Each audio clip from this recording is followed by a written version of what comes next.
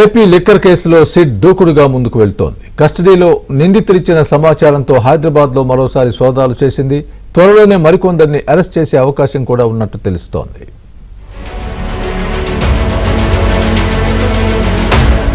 AP liquor scam కేసులో దర్యాప్తు ఊపందుకుంది. కస్టడీలో నిందితులిచ్చిన సమాచారంతో సిట్ అధికారులు హైదరాబాద్ లో దాడులు చేశారు. ఈ సోదాల్లో దొరికిన సమాచారంతో త్వరలోనే మరికొందరిని అరెస్ట్ చేసే అవకాశం ఉంది.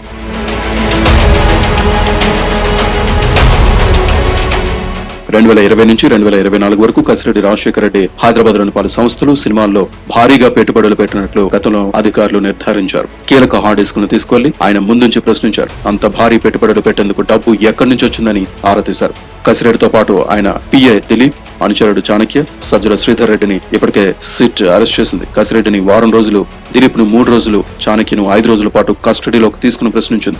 వారిచ్చిన సమాచారం ఆధారంగా మరోసారి హైదరాబాద్ లో సోదాలు చేసి కీలక సమాచారం సేకరించింది. కీలక డాక్యుమెంట్లతో పాటు కంప్యూటర్ను సీజ్ చేసింది. ఈ క్రమంలో రేపో మాపో మరికొంతమంది అరెస్టు ఖాయమని తెలుస్తోంది. ఇప్పటికే ధనంజయ రెడ్డి, కృష్ణమోహన్ రెడ్డి, గోవిందప్ప బాలాజీ వేసిన ముందస్తు బెయిల్ పిటిషన్లను ఏపీ హైకోర్టు కొట్టివేయడంతో కీలక పరిణామాలు తప్పవని ప్రచారం జరుగుతోంది.